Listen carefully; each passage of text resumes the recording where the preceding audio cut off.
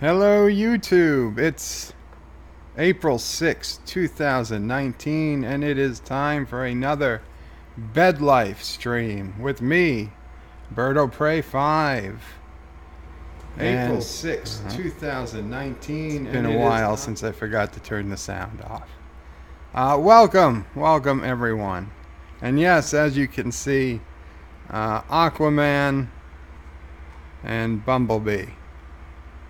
Yes. First time in a long time I've seen not only one movie, but two movies today. I have some catching up to do. Creed 2 is still on the list as well. Didn't quite get to that one today. Maybe next week. So, Anti-Tracker started posting quite early. And yes, I did change the thumbnail hours ago in preparation for going live, but I knew I wasn't going live until later this evening. So the first message I see from Anti-Tracker, Thomas Potts is not here tonight. He already told me that he had both a baseball and a hockey game to go to today. So do not be surprised that Thomas Potts is not in the chat. He already gave me a heads up on that. That did leave Anti-Tracker free to claim the number one. In fact, basically the first 8 spots are all Anti-Tracker. Anti-Tracker messaged at 4:54 p.m. 2 hours before I went live. Let's see. Joe saw Aquaman and Bumblebee. Well, Aquaman has Black Manta, so he will hate that one.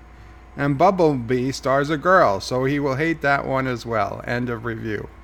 No, Anti-Tracker. In fact, you couldn't be more wrong. I enjoyed Aquaman. It wasn't terrific.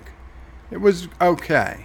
It was okay for a movie. I'm glad I did not go see it in movie theaters. I mean, it would be extremely difficult for me in my condition to get to a movie theater, but even had I been walking, it was probably not something I needed to see in the movie theaters. Although, there was so much. It almost seemed like they were trying to make Avatar with all the bright colors and the under the sea stuff. I mean, it was almost like a live action remake of Little Mermaid, more than what I was expecting for Aquaman. And I don't know why his powers are so good on land as they are in the ocean, although I guess, well, you could say he's half human. But why are all Atlanteans have good powers on land as they do the ocean? You can't think a lot, but it wasn't a bad movie. And the actor who played Black Manta, I actually liked his performance the best. Him and his father were the better actors, in my opinion, in this movie. As much as I liked, what's his name? The main guy.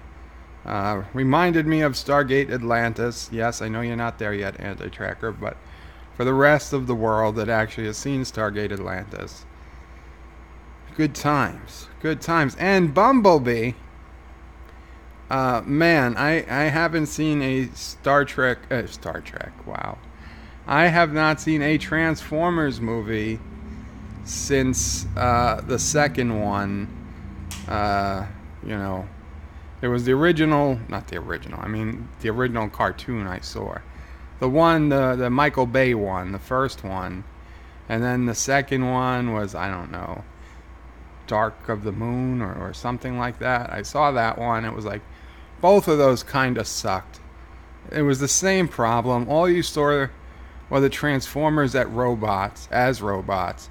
You barely saw them transforming. It's like, what the hell's the point of this? And they didn't even look right. And they were way too big, way too powerful. Just nonsense. Bumblebee, wow. Bumblebee, these are the Transformers I remember mostly. Much better design. Optimus Prime, the Autobots. And Bumblebee was a Jeep. Bumblebee started his life on Earth as a Jeep. A yellow Jeep. He scanned, the first Earth vehicle he scanned was a military, army Jeep. So Bumblebee was a Jeep. In fact, he even had the Jeep front grille as his like armor plates for quite a while until he scanned that VW Volkswagen Bug. And the woman, she was good. It was an 80s movie. Got you back to those days. It felt like an 80s movie. You know, I mean, it was updated, but it felt like it could have been an 80s movie. And, you know, they made a point to say this was all happening on her 18th birthday. So, you know, legal. No problems. So, yeah, Bumblebee was a pretty good movie. That one I would have wished I could have seen in a movie theater. I think I would have appreciated the larger screen and the transforming. And there was there was plenty of transforming. There was no feeling like we're missing out on Transformers. Everything transformed at least like 5 times. We got to see some of the old favorites on Cybertron. I don't know why the Decepticons on Cybertron had like Earth-style ships and Earth-style planes, and even the Autobots on Cybertron had Earth-style cars. I mean, even if they weren't a specific car, they clearly were cars of some sort. So that didn't make a lot of sense. But again, whatever. You know, no shortage of actual transforming. The sound, the ch-ch-ch-ch. It had its funny parts. The idiot boyfriend guy, he was a little much, I'll grant it. But you know, it's an 80s movie. That's exactly what you'd expect. It was kind of funny at the end when he said, "Oh yeah, the mission's over, kid. World saved," and he had just showed up on his scooter. Anyway, so that was Anti-Trekker's first comment. And then he says, so now that the review is over, what's next? So that's a good question. And Anti-Trekker says, Joe, wake up, you changed the thumbnail. So where are you? Stuck in your shop vac again? No, I was not stuck in my shop vac. I was watching a couple episodes of Deep Space Nine, ate dinner, and I figured I would enjoy my most of the day off and then come here fresh and bright-eyed and bushy-tailed to start this double feature bed life. Huh? Are you on live chat? Oh, I'm on Top Chat. Of course, I have to switch to live chat. Thank you. You're welcome. Ah, look at that. There were other people. Other people also posted before I started. Dang, you're not starting your show. Well, I have to go to my lunch.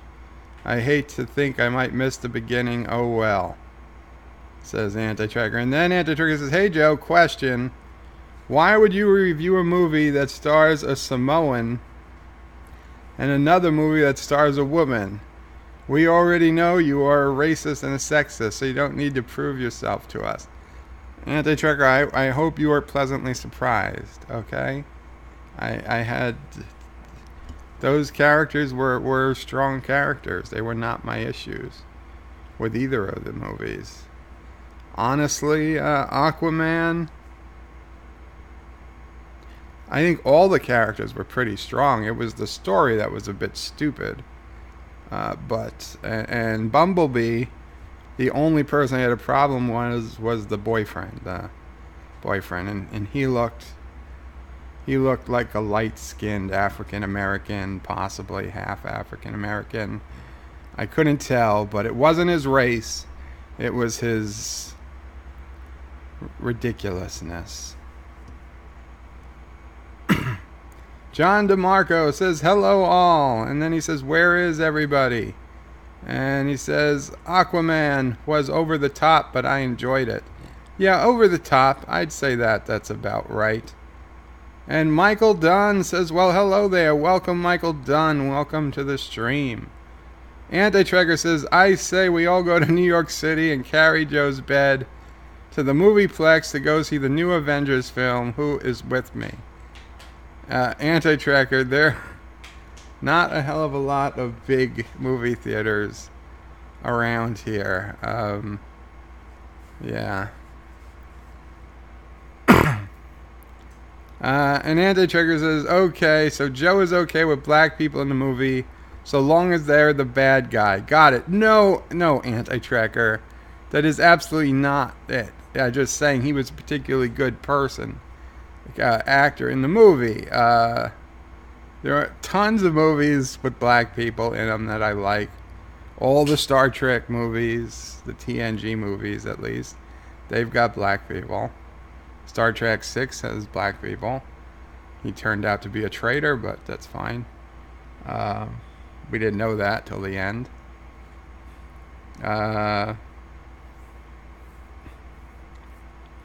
Creed, and I assume I'll like Creed 2. Rocky, the one with the black guy. Oh, Mr. T, he was in that. In fact, everything Mr. T is in.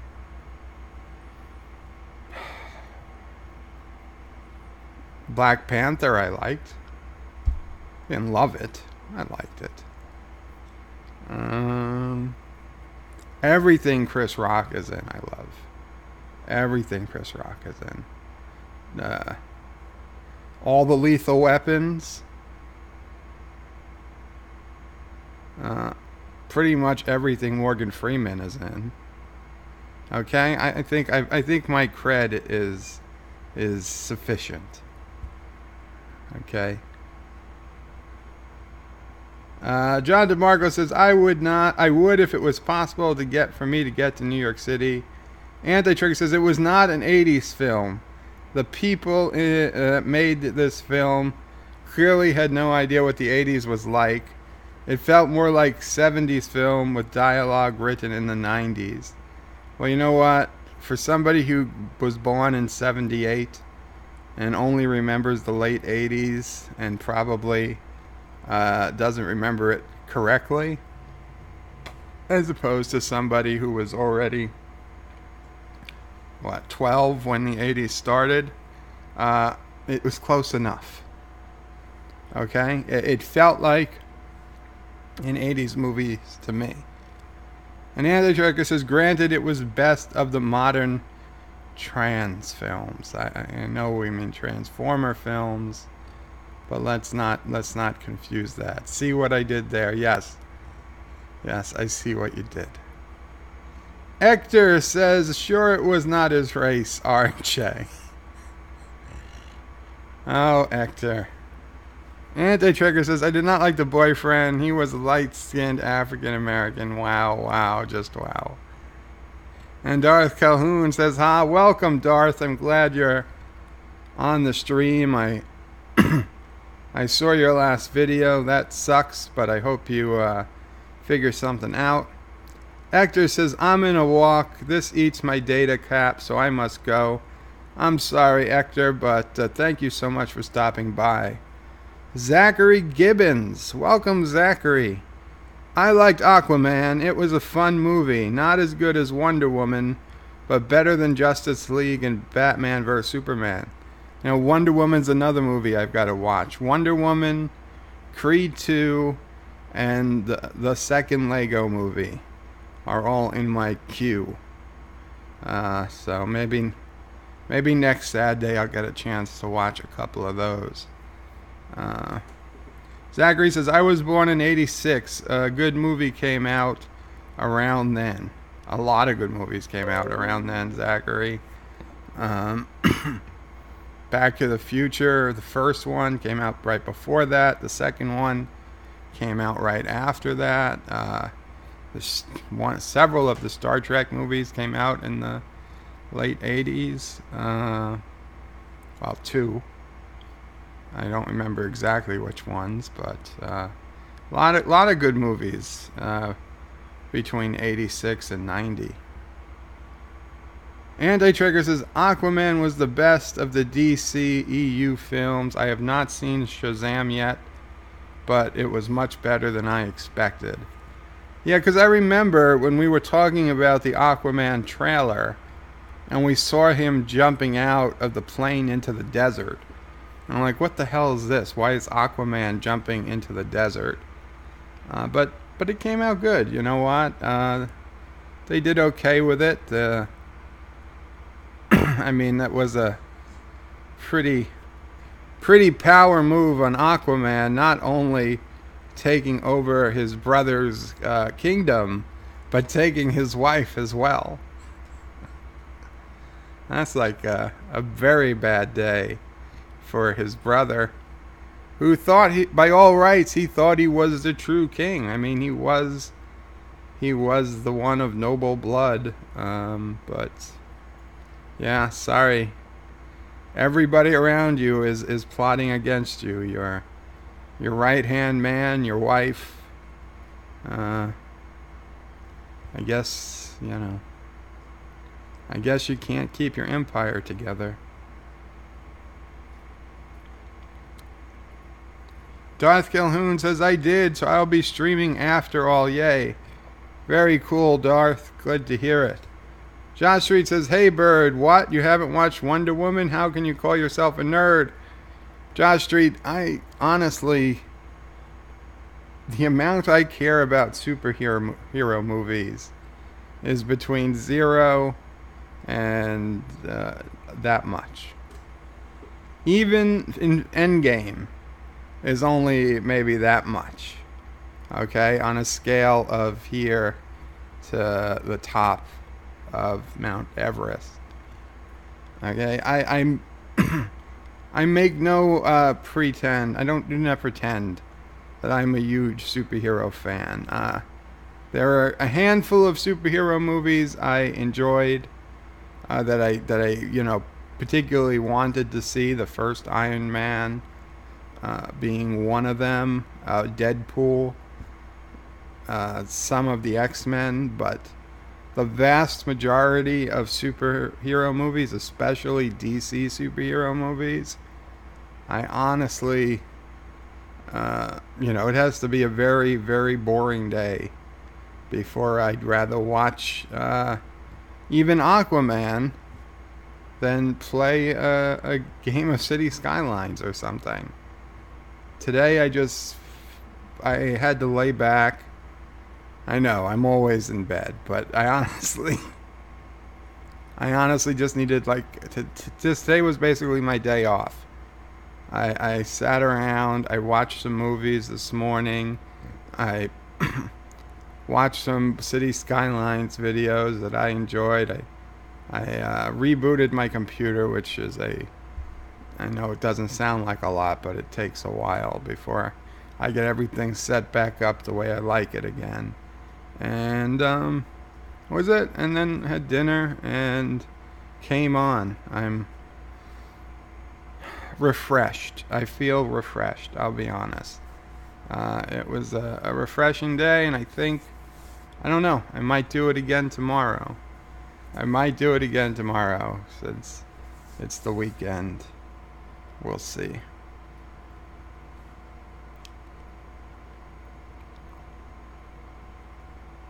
John DeMarco says Wonder Woman wasn't bad, but there was a bit of poor oppressed woman stuff. Well, I mean, there was some. Listen, the SJW agenda affects all movies. It's been affecting television and movies for decades, even though we've only recently recognized it. Okay, and I mean, some are more blatant than others, right?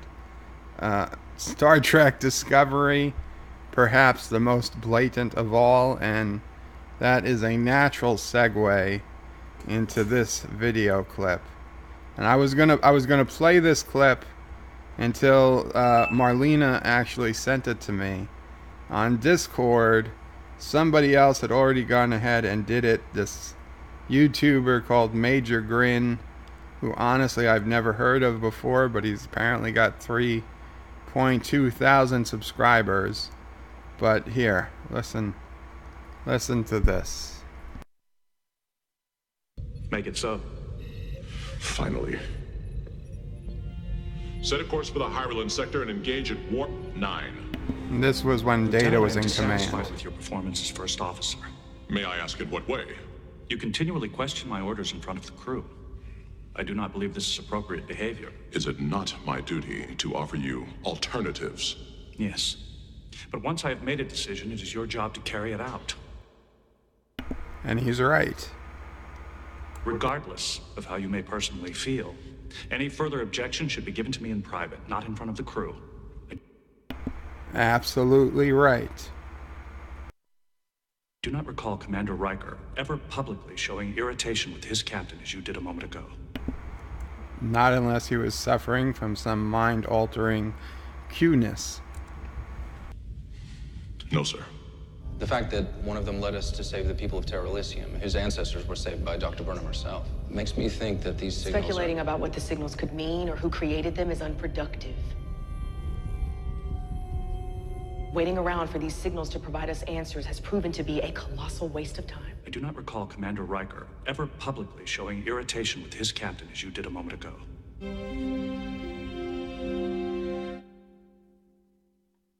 It's not even that Burnham cut off Pike.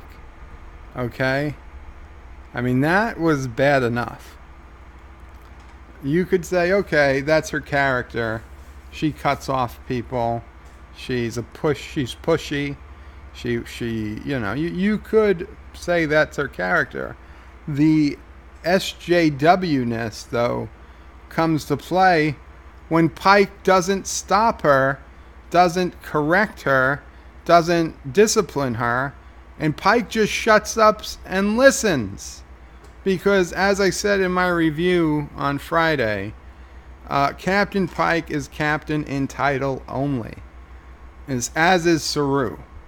The real captain of Discovery is and has been all season Michael Burnham.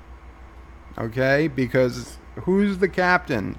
If you had no idea who the ranks were in that scene, if you didn't know Saru's rank or Pike's rank or Ash's rank or Burnham's rank, if you were just watching that scene, who would be in charge? It was clear Michael Burnham was in charge. Okay? Because not only did she interrupt somebody, but the person she interrupted then gave her his full attention. Like he expected to be interrupted. Like it's okay to interrupt him. Like she's smarter than me anyway, so I'm going to listen. I might learn something. So yeah, I mean, not everything is as blatant as Star Trek Discovery, but it's been there for years. I mean, if I even go back, I look at something as innocuous as Futurama episodes, even Simpsons episodes going back a ways, all different types of commercials and television shows. It's been a sustained effort, a sustained long game, long con attack on men. Arguably, it wasn't even worth fighting back until these last couple of years, when they've gone from dumbing down men to actually like assaulting men. I mean, because we know in the real world versus the TV and movie world, a lot of differences. Okay, a lot of differences.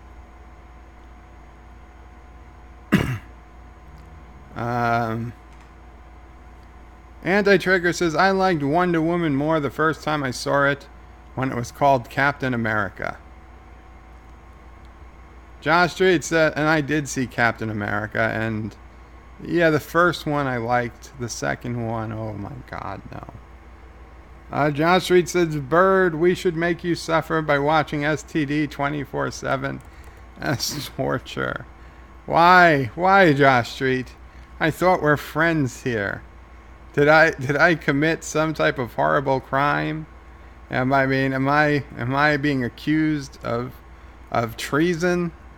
Am I being Me Too'd by someone? I don't understand. Hector says, I was expecting another kind of torture, a shooter. You were expecting me to play a shooter today? Zachary Gibbons says, I went to the gym to work out today. Always feel refreshed after that, even though it's work to do it. Lol. Zachary, more power to you. I wish I could go to the gym and work out at this point. I mean, I wouldn't have done it.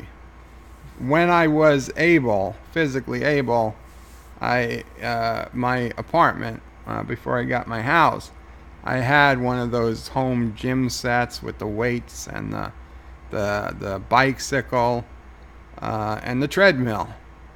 Or the treadmill wait till I got the house. I had a bike and the weights at the house, at the apartment, and then when I came to the house, I got a treadmill too. So I wasn't going to any gym, but I would occasionally even work out at home a little bit. Not enough to really make it worth it. Although the gym I used a lot, the weights, the things, those I definitely used a lot. The bicycle was just goddamn uncomfortable. And the treadmill I used to watch Deep Space Nine episodes while walking. It got boring. It's not nearly, no matter what the treadmill, no matter what you have in front of you, no matter if there's a TV built in, I put a computer on that damn thing. It's not nearly as interesting as even walking around the block. So, yeah. And every treadmill that's bought gets given away. I mean, you can't even sell a used treadmill because everybody knows you just want somebody to get rid of it. Nobody's going to pay for it. If you pay for a used treadmill, you pay too much. Everybody who owns a treadmill that's selling it, they might put a price on it. They just want somebody to come and take it away. That is absolute truth. John DeMarco says Pike really needs to tell her to shut up. But John, if Pike tells her to shut up, he's gonna die. He's gonna die. That's how it works. Richie Poole, welcome Richie Poole. He says first. Oh wait, there are 10 other people here. It's okay, Richie. You're the first Richie. Zachary Gibbons says the real captain was stranded on Vulcan when Captain Pike took over. That is absolutely true. I wonder if we'll ever figure out who the real captain was supposed to be. Daniel's Hot Topics. Welcome, Daniels. Hi, Bird of Prey. Did you see the bridge of the Enterprise for the next episode, Discovery? It looks nothing like the bridge of the Enterprise in TOS. And they say that everything will be explained. Yes, Daniel's Hot Topics.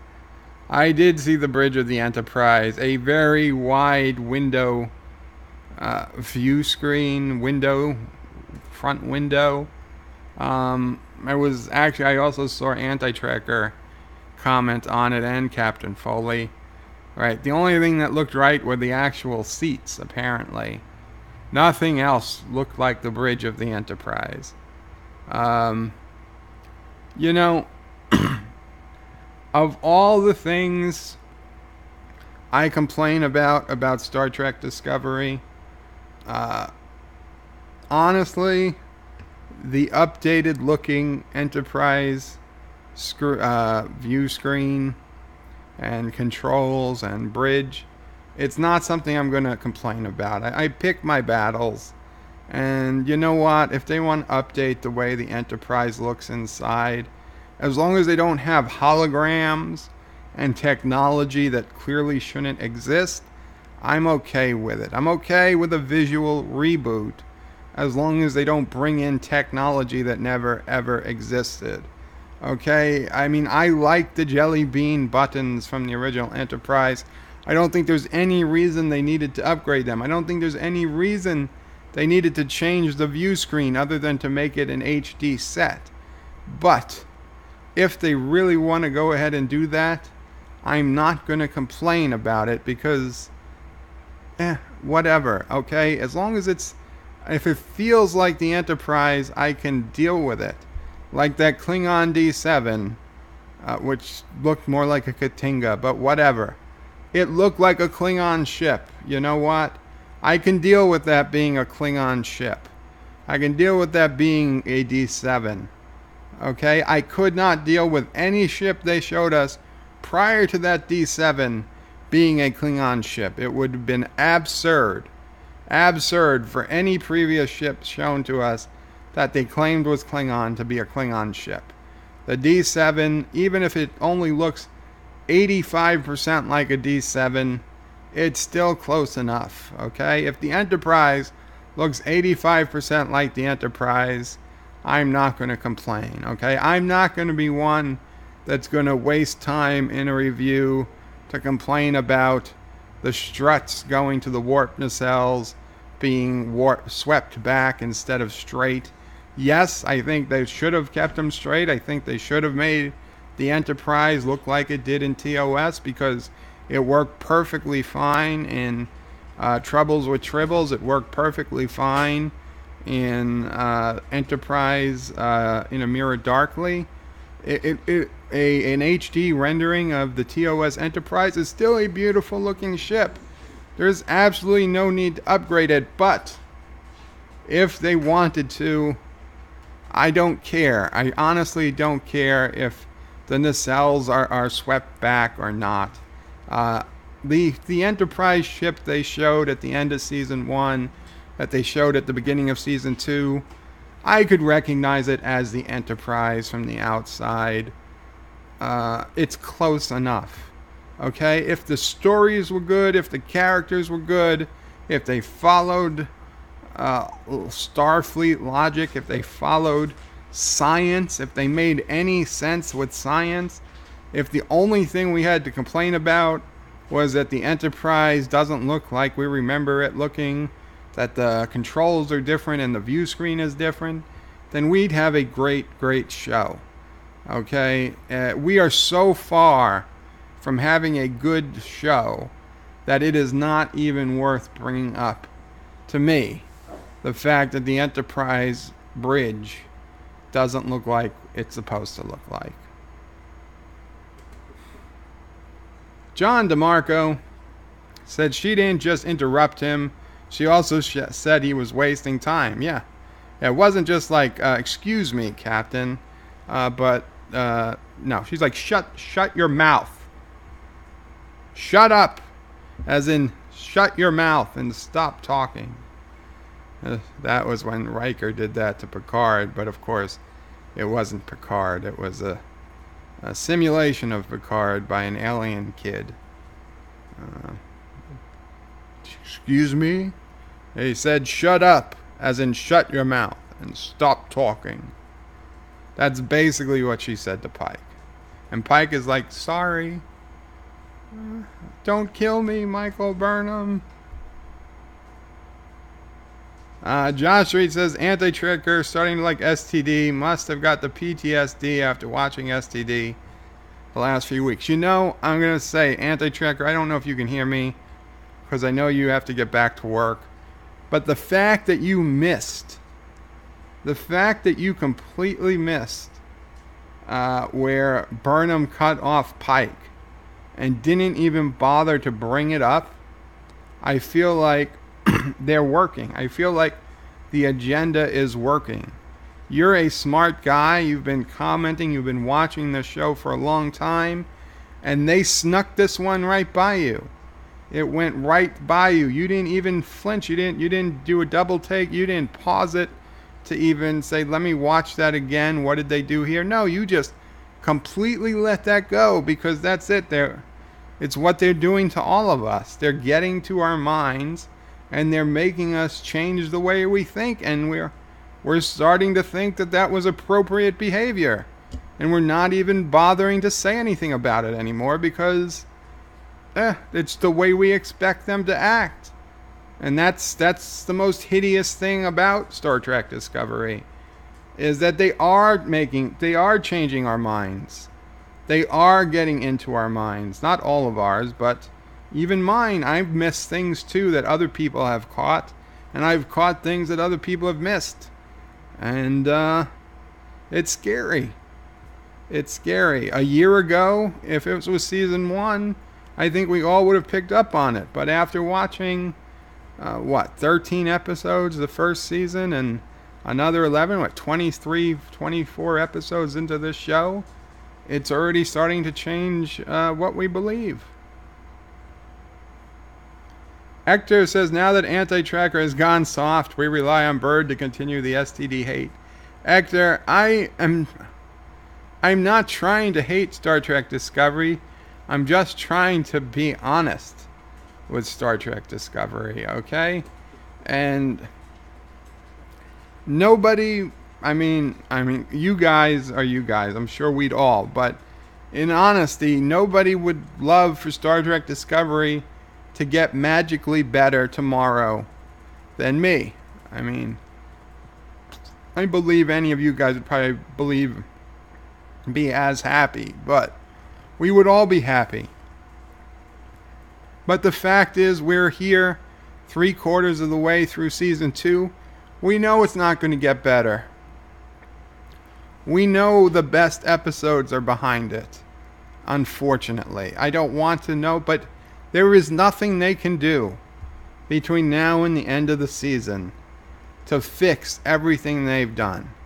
Because they are absolutely the one thing that they could possibly do that we know they're not going to do is for this all to have been a holodeck simulation of some sort, or a hollow novel gone wrong, or the insane mind of mental patient Michael Burnham, who you know was never related to Spock to begin with, but worked with Spock maybe on the Enterprise, developed some feelings for him, went nuts, and then got sent to a Federation funny farm. And these are the thoughts going through her brain, that she was related to Spock the whole time. And these are the stories of Michael Burnham, super officer, super Starfleet officer. You know, there's nothing they can do to fix it. John DeMarco says, wait, you didn't like Winter Soldier? No, John. I thought it was pretty damn boring. I know, could be sacrilegious. I'm sorry. I think I literally fell asleep watching Winter Soldier. Now, granted, understand I was watching it from my hospital bed, so it's not like I was in the movie theater. But it felt way too long, Winter Soldier. Anti-Trigger says, first of all, if you really wanted to unbridled hate of STD, you should watch Doomcock. That is true. And if you really think I have gone soft on STD, have you not seen my last video? Oh, I saw the last video. Yeah, Anti-Trigger has not gone soft. He's just... I don't know. I am... Listen, we're all entitled to our opinions. The fact that you thought this last episode was their best episode yet, it surprises me. But you know what? I mean, listen. There were some good scenes, and those seemed to make up for the bad ones. For you, for me, they didn't. But I'm not going to fight you over it. I mean, I think we both, given the choice, if there was a way to have Q snap his fingers and make Star Trek Discovery disappear, I think we would all be for that, because we'd prefer no Trek to bad Trek, because eventually Trek will come around. It has to. It's too big of a franchise to let be. But, yeah. Okay, I'll be right back. Here's some California girls.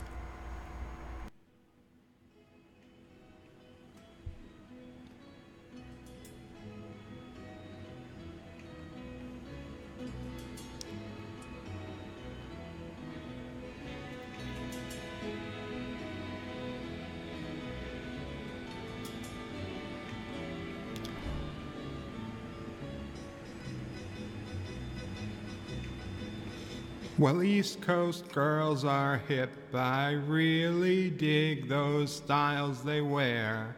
And the Southern girls with the way they talk, they knock me out when I'm down there. The Midwest farmers' daughters really make you feel all right.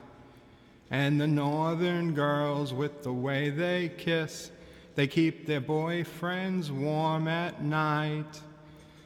I wish they all could be California. I wish they all could be California. I wish they all could be California girls. The West Coast has the sunshine and the girls all get so tan. I dig a French bikini on a wild island all by a palm tree in the sand. I've been all around this great big world and I see all kinds of girls. Yeah, but I can't wait to get back in the state. Okay, well, we'll stop it there on a high note of the cutest girls in the world. I'm sure nobody feels that bad that they didn't get to see the last of the California girls. Yeah, Doomcock is where you go for the hate, the STD hate. And me is where you go to for the STD truth.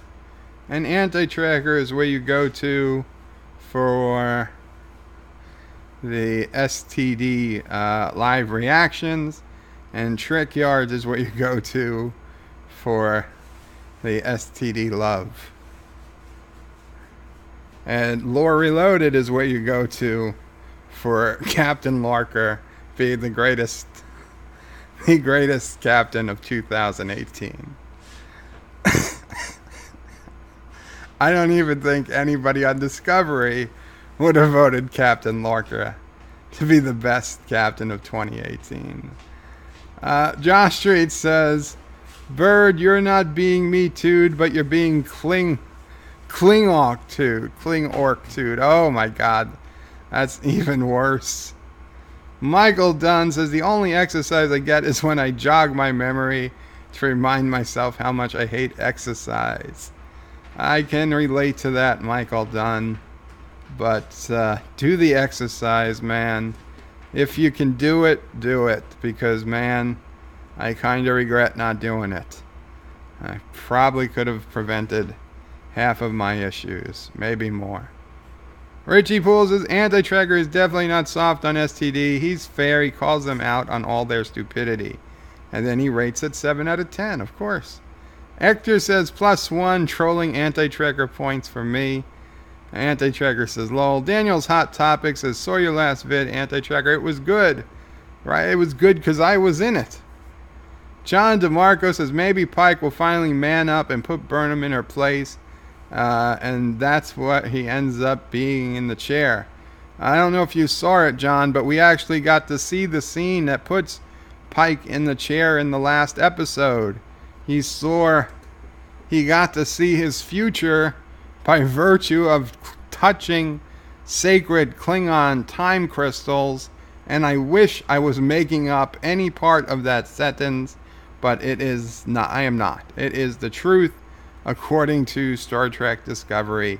Klingons have been guarding sacred Klingon time crystals because Klingons have been able to use time crystals to change history for thousands of years, but they realized that it was way too powerful, so they stopped using them. And now warrior monks guard the time crystals with their lives.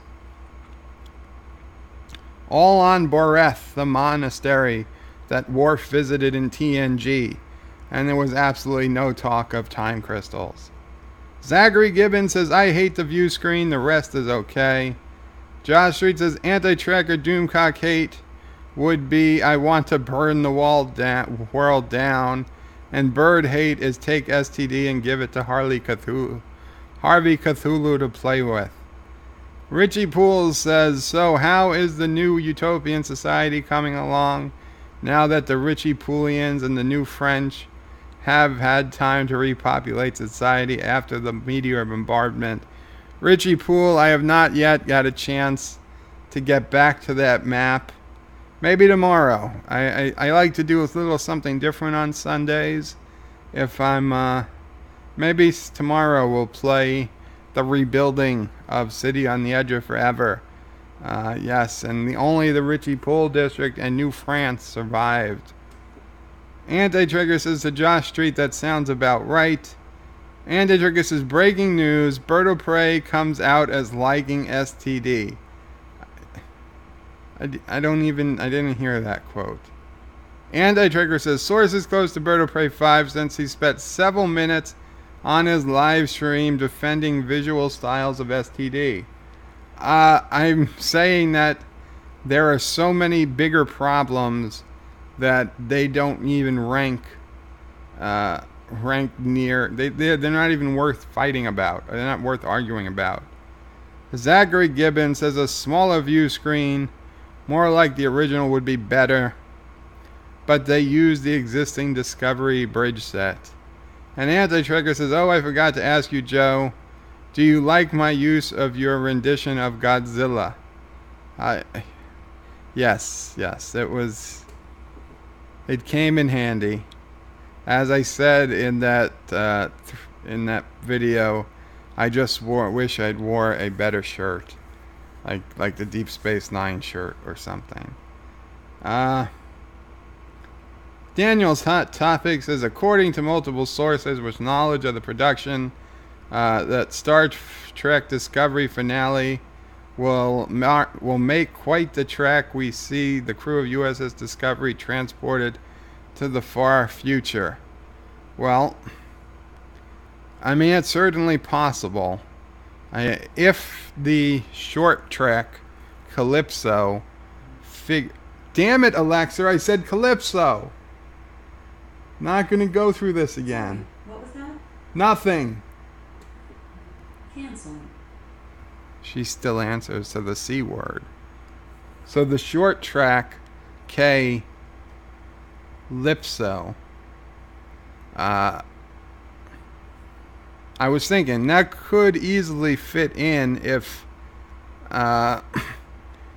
they decide that, hey, they can't blow up the ship because control does something and doesn't, not control, the sphere data that prevents them from deleting itself somehow also comes alive and stops them from destroying the ship.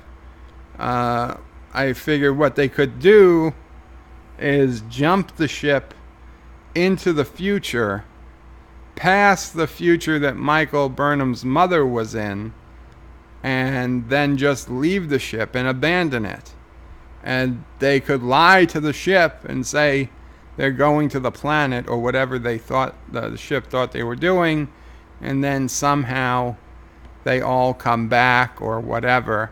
And the ship thinks that it's waiting for the crew to come back, but it's 950 years in the future, and they buy 1,000 years for the rest of the Federation to catch up before that info can get to Control, and Control can take over.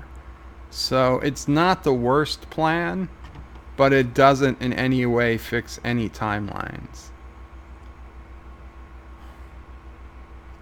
Richie Poole says, but the chairs for the helm and the navigation look just like they did in TOS. Daniel's Hot Topic says, this change will thrust the show roughly 500 years ahead of the pre-original series setting timeline the show currently inhabits the centuries after Voyager and the Next Generation films. Anti-Tracker says, honestly, I missed that just because of the pause play. Oh, yeah. Well, that's the problem. That's the problem with live reviewing.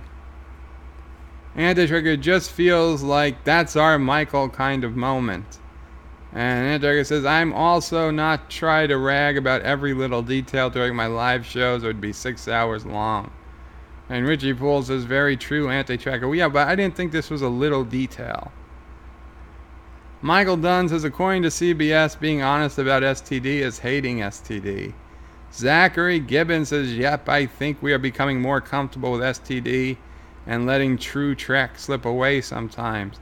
That's why you've got to rewatch Deep Space Nine. You've got to rewatch The Next Generation. You've got to rewatch the original series. Even Enterprise and Voyager. You've got to remember. You've got to remember. Richie Poole says Doomcock had to do 3 video review on just the first, yes, the one episode of STD. It was so riddled with errors. It was the first episode of the second season. He took 60-something pages of notes. Oh my God, 60-something pages of notes on one episode. John DeMarco says the problem is complaining about Burnham is being insubordinate is like talking about the wrong visuals. The issue is so systemic, you can't bring it up every time. Yeah, I guess so. But this just seemed like a overly blatant time. Anti-Trigger says, I'm thinking of doing a massive shot-by-shot review of STD after the season is over. Why? Why? Just let it die. Let it die.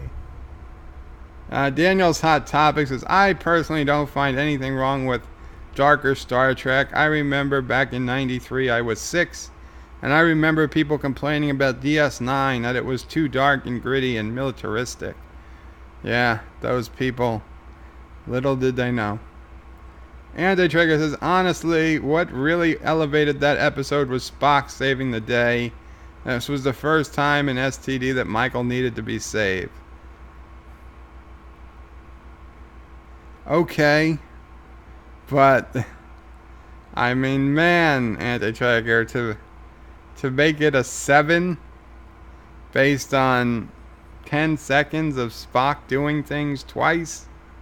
But listen, you're entitled to your opinion, okay? I think it's good. It's good that we have different opinions on things.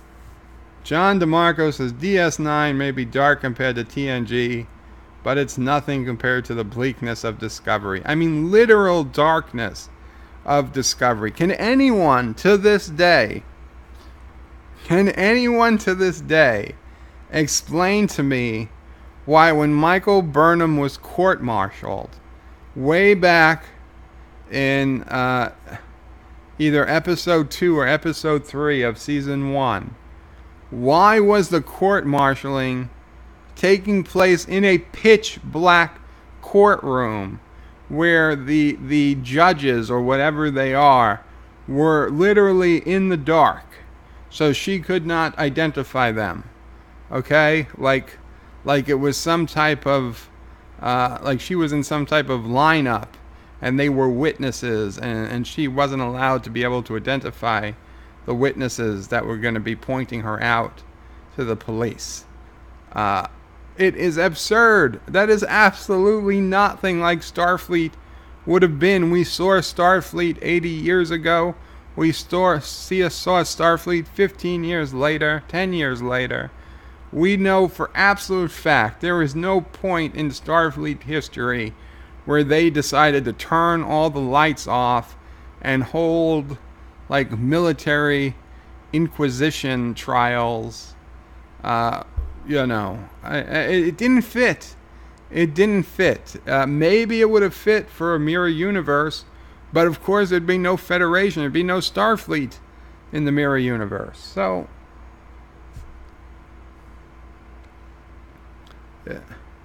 Why? Why? Who makes these decisions and why? Richie Poole says, well, we know Pike must stand up to Burnham at some point because he eventually ends up in the wheelchair.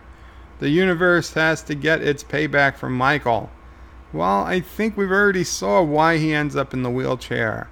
He's saving cadets. Michael Burnham is nowhere around.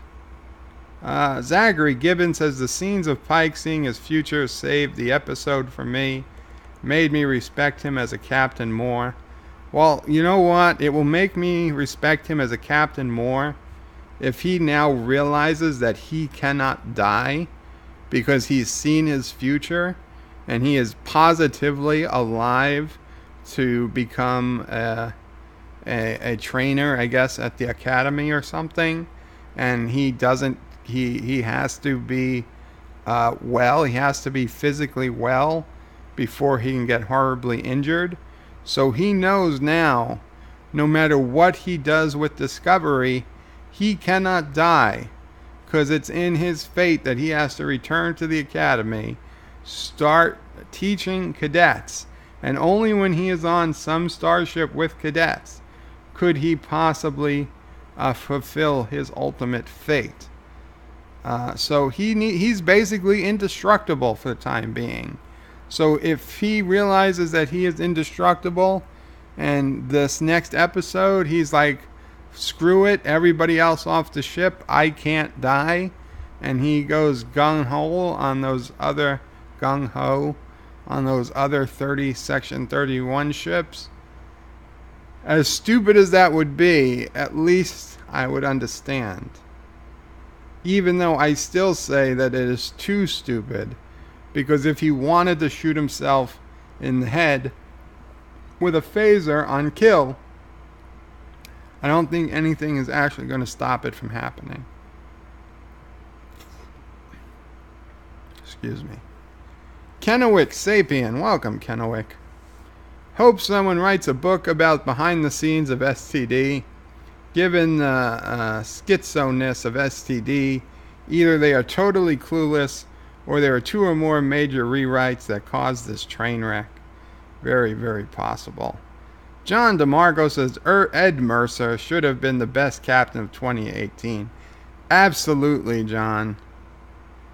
Zachary Gibbons says no. How Zachary? This is your first time on my stream, if I recall correctly. How did you already get tainted by the forces of Alexa? Cancel. No. Yes, she still answers to Calypso. She didn't that time. Calypso, what time is it? The time is 7:53 p.m. I don't know. She's very confused. Kennewick Sapien jumped the ship 900 billion years into the future at the heat death of the universe. Problem solved. Yes, that would be perfect. Or spore jump. I mean, that's the thing. That is the other thing. They don't even need to blow up the ship. They could just spore jump. Pike had a perfect plan. Spore jump to, I mean, we'll say the Delta Quadrant, but who the cares? Spore jump to a different galaxy. It doesn't matter. They can spore jump apparently to another galaxy or to the Delta Quadrant as easily as they can spore jump from Earth to Kronos.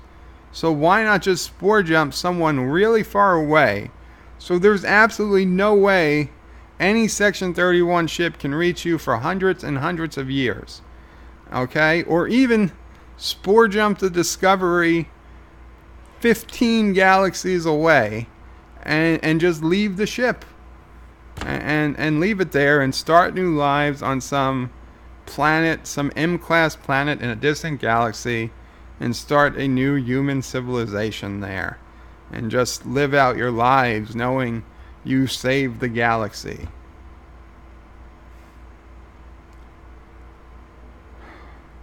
Not to mention, you could work on all that time to see maybe you can figure out a way to dislodge the sphere data from the Discovery computers in that time, and then, come on back to the Milky Way when you figured that out.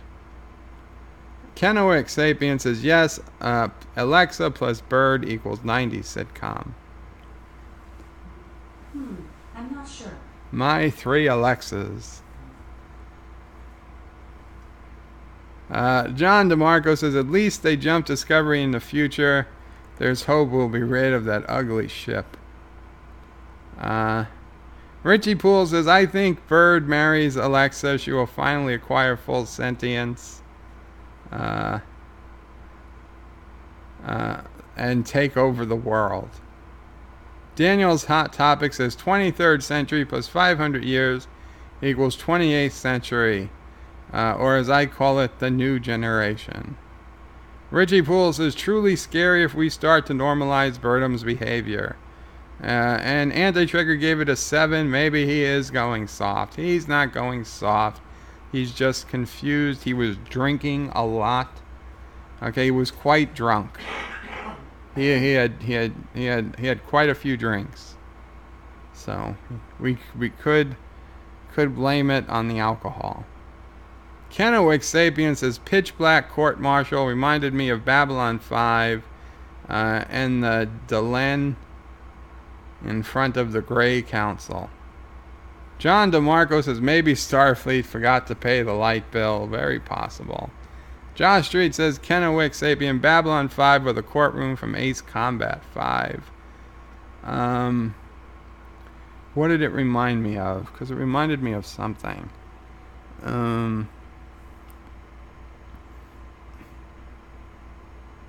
I guess it reminded me of like what I said, like trying to pick out, being in the dark, being a witness in the dark, so that the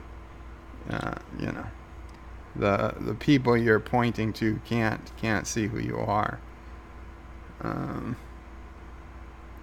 John DeMarco says, yes, we all know the literal reason for the wheelchair is saving the cadets, but we're saying deeper reason is because she's the center of the universe. Yeah, that's true. Kennewick Sapien says, Pike with invincibility is brilliant, so Star Trek Discovery won't use it. Yeah, that's my problem. That's what I'm guessing. Richie Poole says, absolutely, John. The universe can be very patient and has a long memory. Yes, I'm also very patient and have a long memory. I don't know how many of you guys saw my video I did way back on Revenge. But that was, I believe, 5 or 6 years in the making. Kennewick says, yes, Bird, STD founds the Star Wars universe. Ah, yes, founds the Star Wars universe. They could go to a galaxy far away, a long time ago. And the trigger says, spore jump to any random place with a star, then eject the computer core into the star. Anti-Trigger says, lol. Well, here's the thing. If the sphere data has gained sentience and can stop itself from being deleted, presumably it can stop itself from being ejected into a star. Presumably it can possibly stop the self-destruct system if there's no sort of manual override. But if you lied to it where it thought it was doing something that it wasn't, or you went to the future without it knowing, then maybe you got something. John DeMarco says, spore jump to the void between galaxies and no one will ever find the ship. Yes. Josh Street said, and then they can all just disco with spinning Spock until they all run out of air and food and die. But they'll have a lot of fun doing it. Josh Street says, Discovery spore jump to another galaxy. That's how humans got to the Star Wars galaxy, and Rey is Burnham's descendant. Richie Poole says, that's true. He was drinking heavily that night. I forgive him. There you go. Zachary Gibbons says, don't even need to spore jump to shut down the main computer. Do a wipe of all the sphere data and set the computer back to day one launch programming. Anti-Trigger says, I could not help but think that the irony is that had Michael Burnham had a Type 2 phaser from TOS, she could have stopped the nanobot control, a T-1000, with a single sustained burst at max power. Richie Poole says, sound like they need Kirk to show up, and he can convince the sphere data to delete itself. Yes, everything I'm telling you is a lie. Listen to me. Everything I'm telling you is a lie.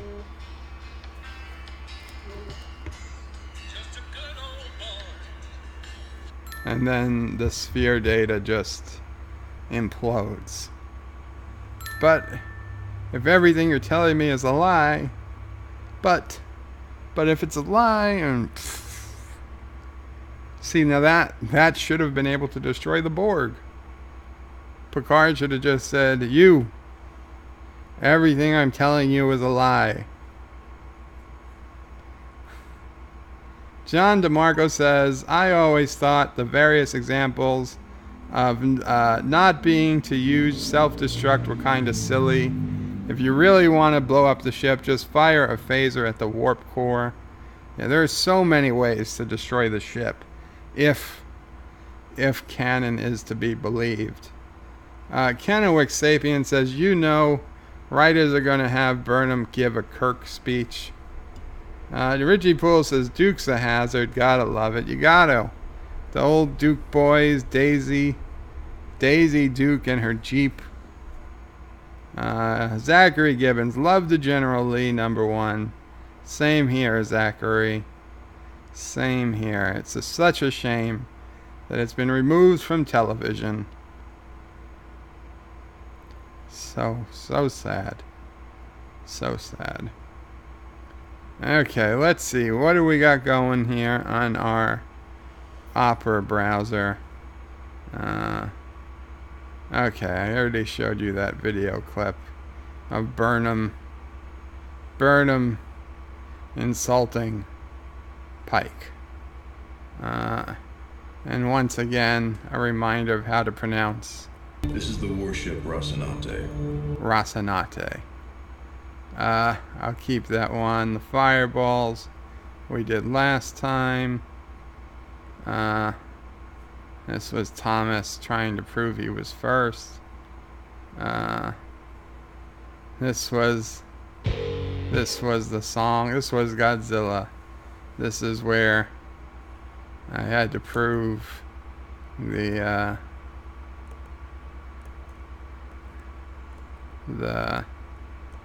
words. There it is. Yeah, that was what I had to deal with. Oh, the air guitars I still have to order. This was a story. This is old now. Only black reporters allowed into Georgia mayoral race event. Yep. Black press only in Georgia. But I don't know. Whatever. Picking battles. My sister is still in Costa Rica, but she has left. She has left this. Huh? Tomorrow. Oh, she's still there? Yeah, tomorrow. Okay, so she's still at this place, and then tomorrow she leaves to go to another place. A nicer place for a few more days. The Anti-Tricker website. Reminder for you guys who get tired of seeing my videos pop up or anybody's videos, and yes, I have the next bunch of certified nerds to add. If probably do it tomorrow. There's just going to be more and more certified nerds. So when you get tired and you don't want to see, say, my videos, you can come here to the Bird of Prey 5 forum and just click the new Ignore Forum button, and you ignore it to confirm, and then you won't see any of my videos pop up in the new posts. And you can do the same for Trek Yards, you can do the same for Mecha Random, you can do the same for Doomcock, for Nerdrotic, or anyone else that's not a certified nerd. Because yeah, they're gonna take up a lot of the new posts, and if you're not interested in seeing them, you don't have to. So just you go to any of our forums, like say you are not interested in seeing Lore Reloaded, you would just click Ignore Forum, and you would confirm it, and it would be gone. And you could come back to Lore Reloaded to unignore it, if you so chose. So yeah. Oh, nation states. Okay. Let's check our telegrams. The rogue nation of Bird of Prey 5. All hail our guard emperor for getting the 300 of his mafia family to join YouTube. We'll send them a nice Qapla.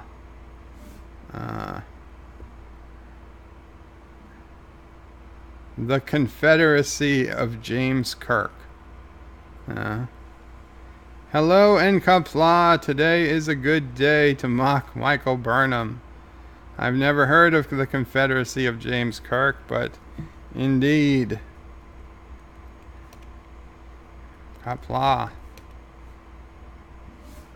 I know these are not the most thought out replies, but you know. The Republic of DJ Land. You poisoned me. This means war.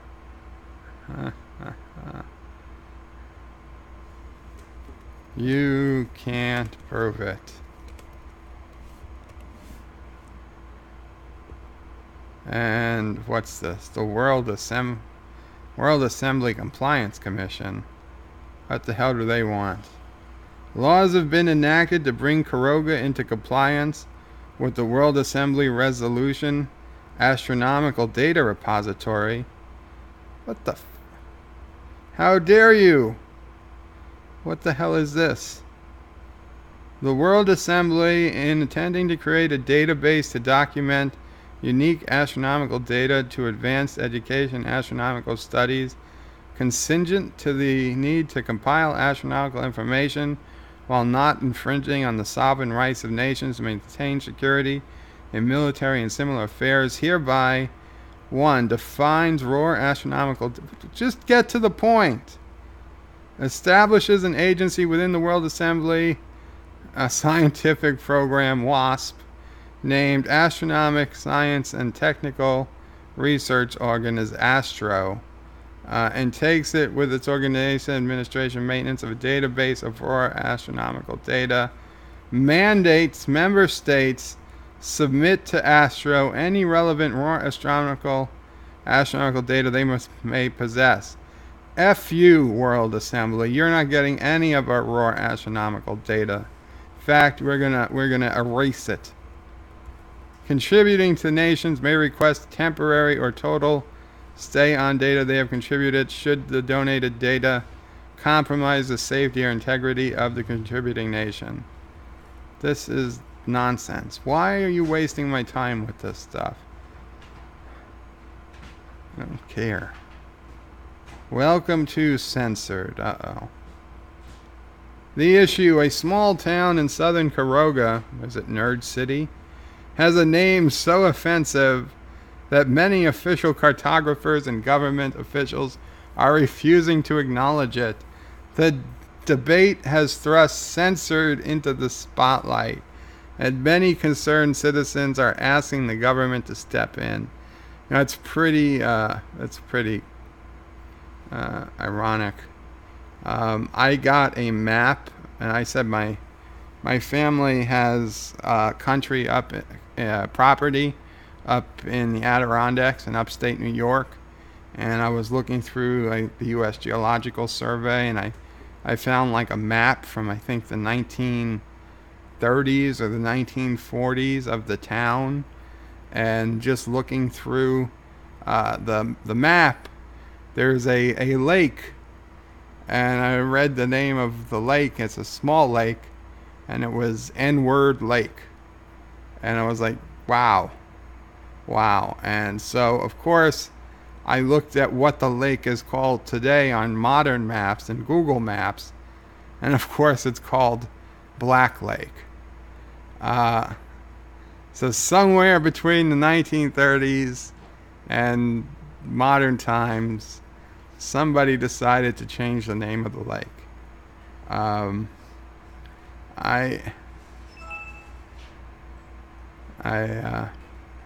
think it's probably a good thing, but I would have changed it to something completely different. It didn't have to be that. Could have called it Beaver Lake, or you know, probably it's not even a lake. It's more like a big pond. I would have called it, you know, Weaver Pond or something. I don't know. Maybe somebody named Weaver lived there.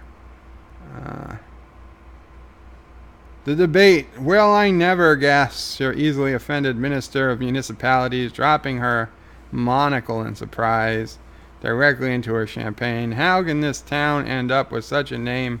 Dreadfully appalling name is beyond me. For all that good and dissent in the United Federations, I must ask you to change this town's name. Something functional yet sensible, like Pleasant Town or Stepfjord, would have been much better to ring in than carry it to behave like proper civilized people. And this person says, now wait just a bleepin' chicken bleepin' minute. Enclave Eve bleepin' hand, Washington, the concentric mayor of Bleeped. The residents of the fine town of Bleep are happy with our name just the way it is. Okay. You want to keep your racist name? You can keep your racist name. Government shouldn't be interfering.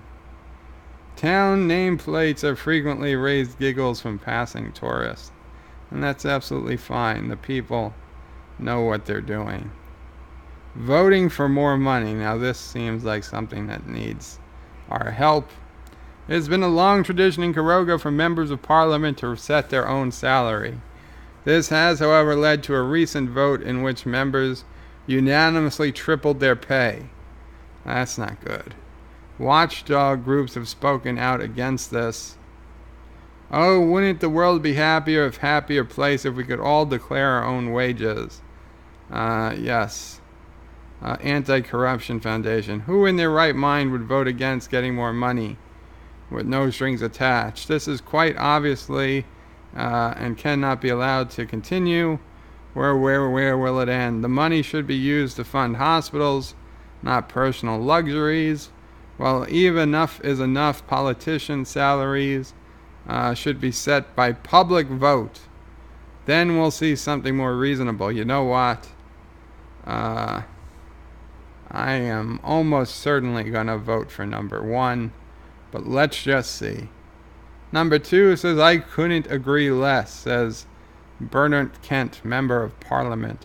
Sure, some people might think that having 8 cars and 3 secretaries is excessive. No, yeah, okay, goodbye, number 2. Number 3 says, perhaps there's a way to compromise, says Heather Richardson, amateur economist, philosopher, and you know what? Forget compromise. The public is going to set the pay, and you know what? If you don't like it, then don't go for office. Members of Parliament are often found living in cardboard boxes. Good. That's where they should be. Did anyone hear Alexandria Ocasio-Cortez's new accent?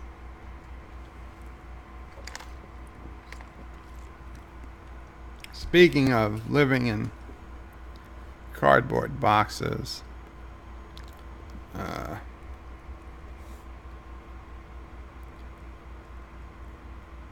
Let's see, is this... Now this is going to be risky. I have no idea what the last Twitter article I pasted in was. Yes, this is it. Alexandria Ocasio-Cortez.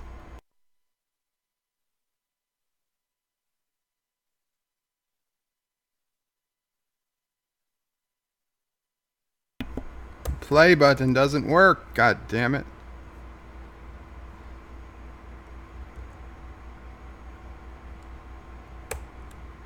Seriously, I can't play? It worked before.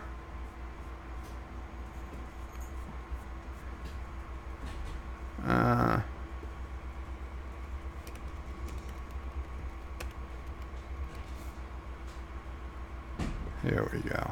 This is what organizing looks like. This is what building power looks like. This is what changing the country looks like.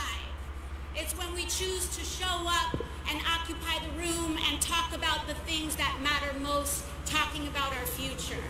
You know, Reverend, you bring up a funny anecdote.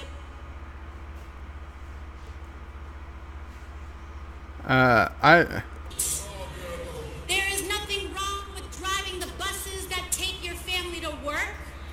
There is nothing wrong with being a working mind, the country of my past, not because of anything about my story, founding charter. Your story, you lived in a rich suburb and went to Boston College.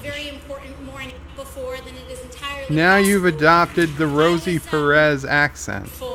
And thankful for the opportunity to be here at this nation. I find so much of this present moment to really be a revival and a picking up of where King left off. So much about King's legacy is hidden in plain sight. Wow.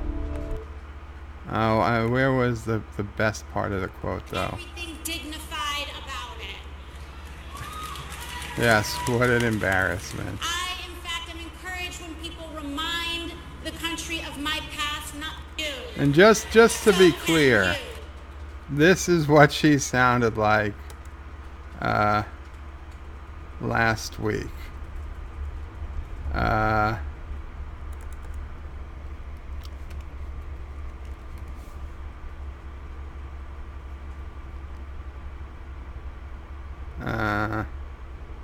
Makes up completely new accent. Channeling Hillary, fake accent. God damn, come on, I just need a video of her from like 2 days ago. Let's say January 2019. She had to something. Here we go. Come on, is there a video in here? You son of a bitch. Is Twitter not working on here anymore?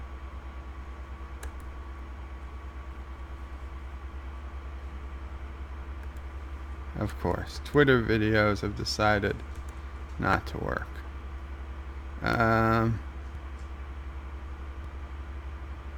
Here we go. No, back. That looks like YouTube. Hey everybody, we're back here with Alexandria Ocasio-Cortez, the new Congresswoman from Queens. Now, Congresswoman, for you and some other freshman members of Congress, you're getting a fair amount of pushback privately and publicly from more established members of even your own party saying, wait your turn, you know, go slow. Don't ask for so much so fast right now. You're new, wait your turn for everything and don't make waves. Now, I want to ask this question, so you'll understand this question. On a scale of 0 to... 0. That's what I thought. Well, what do you... We can't have you going meeting with for the Democrats that items, and it's how we choose to interpret events and things like activism and advocacy. If you think activism is inherently divisive, I mean, what happened to the accent? And people called Martin Luther King divisive in his time. We forget that he was wildly unpopular when he was advocating for the Civil Rights Act. And I think that what we need to really realize is that social movements are the moral compass and should be the moral compass of our politics. Okay, AOC. That was a very interesting speech.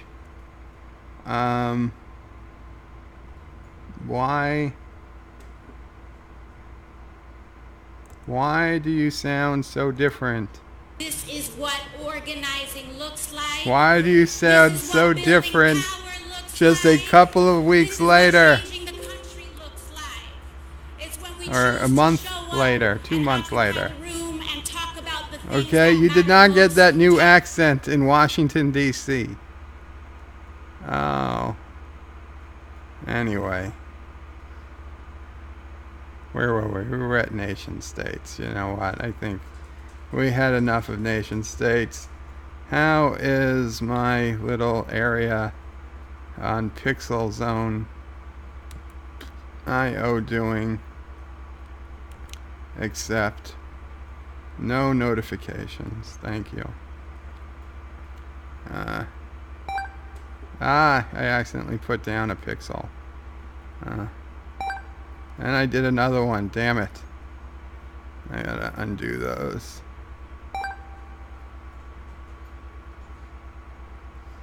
It looks like we're still in the clear. Yep. Somebody did the Qapla that time. I forget who it was, but I thank you for it. My little section is still all good, and there's still a ton of stuff all around. Pixel Zone IO. I highly recommend checking it out when you get bored. PixelZoneIO.com. So, okay. Back to the comments. Those were the things I wanted to show today.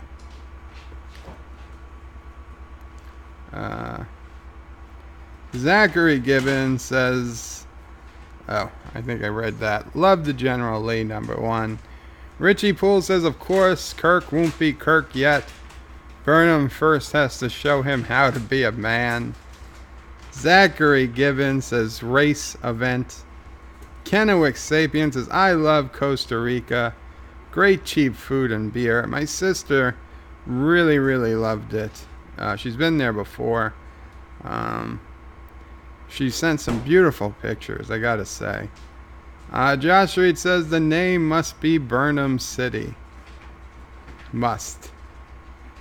Zachary Gibbons, well, got to go. Have a good night, Bird. Good night, Zachary Gibbons. Thanks for coming by. Thanks for hanging out. Kennewick Sapien said, there is a town literally called F-word Austria. Tourists keep stealing the town sign. Wow.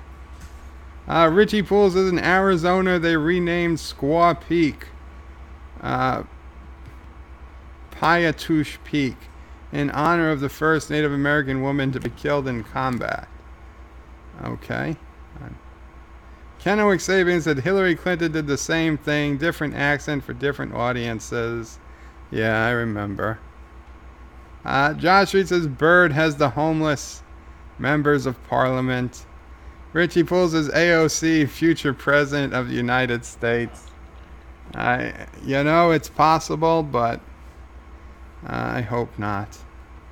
Kennewick Sapien says, lol, that is racist and condescending. Kennewick, a minority woman cannot be racist or condescending. You must be mistaken. Michael Dunn says, is it just me, or does anyone else think that AOC sounds like a Dalek if she starts screaming exterminate? Kennewick Sapien says, Hillary's public excuse was that she got caught up in the moment and her drawl just came out. Yes, well, she did live in Arkansas for a while, so at least she had a little bit to fall back on. I guess AOC could say, well, I did live in the Bronx, close to the Bronx. I did live in the Bronx. It just came out. Richie Poole says, Bird accent slips out from time to time. What accent, Richie? I have no accent. I speak perfect Central United Statesian. Kennewick Sapien says, lol, AOC is Michael Burnham's great-great-great-great-grandmother. Shakespeare, hell yeah. Richie Poole says, Bird, you must be so proud to live in New York, the home of AOC. And Josh Street says, Bird, I've been getting WMBDs for my nation and nation states. Well, Josh Street, it's too late. You're already going to be, Caroga, we live in an impenetrable bunker. So your WMDs do no good. The best defense is impenetrable defense. I believe that's straight out of, The Art of War by Mao Zedong. Josh Street says, Bird speaks like a Central New Yorker. A Central New Yorker? You don't say.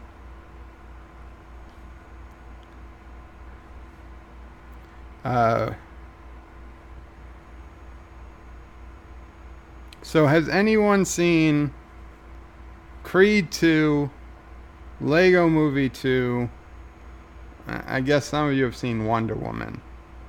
But between Creed 2 and Lego Movie 2, I know they're completely different movies. If I only had time to watch one of those next week, which one do you think I should watch? Not Ryan Johnson says, hello and Qapla. Welcome, Not Ryan Johnson. Welcome to the stream. And Kennewick Sapien says, lol, Bird, try to speak like you're from the Midwest for a whole stream. I wouldn't even know where to begin.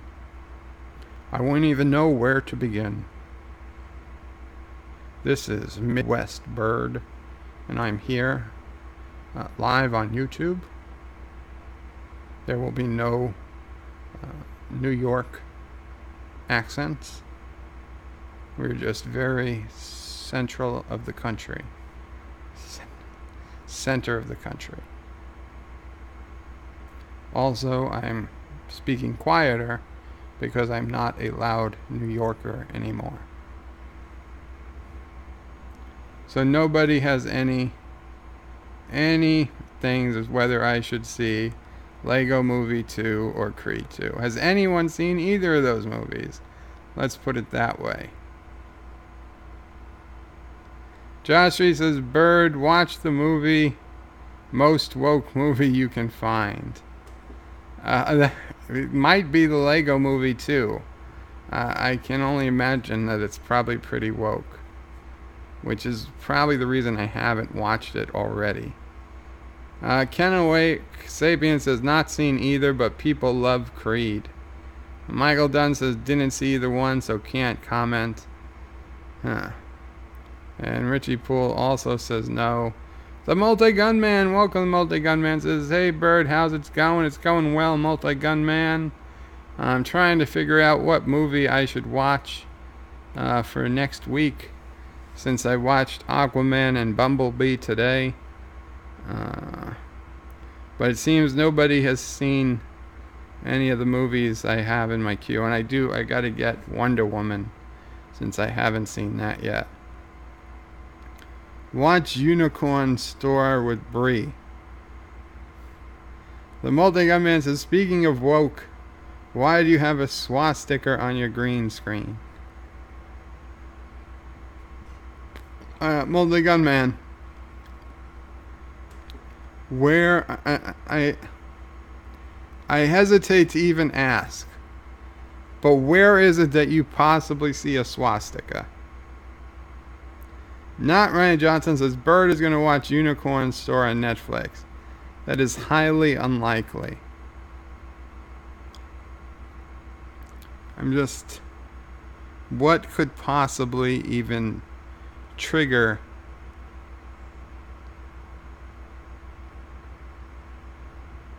Is it double feature? Double feature? Is that what you think looks like a swastika? Because that was totally unintentional.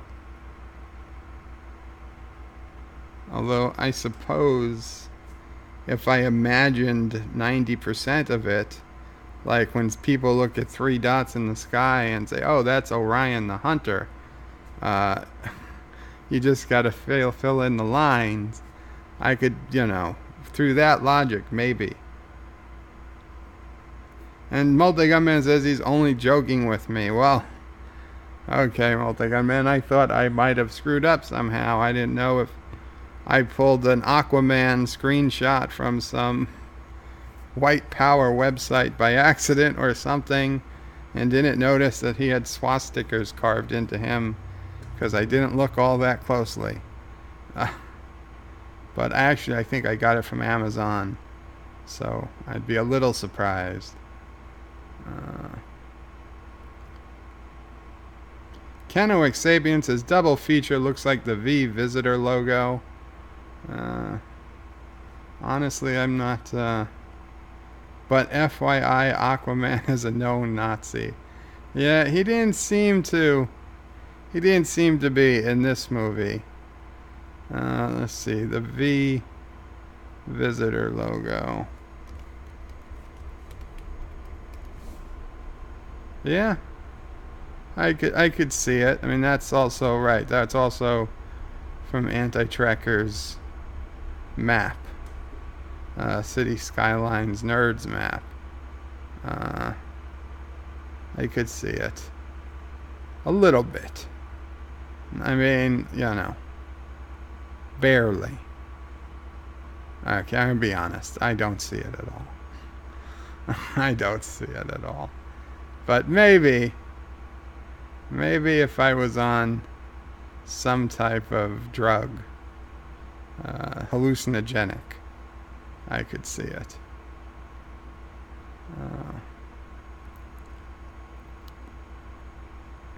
So I'd posted on one of Lore's videos, I think it was like a week ago, where he had the clips of the first time, right, where he was talking about how the Federation went through the wormhole, even though they were told not to go through the wormhole by the Dominion, and they kept going back, and like how basically the whole war was the Federation's fault, and the time that Cisco met the first, what turned out to be a Vorta, and at the time the Vorta had some type of telekinesis power, stun power that just popped out of them. And Lore was saying about how, shows are never inconsistent.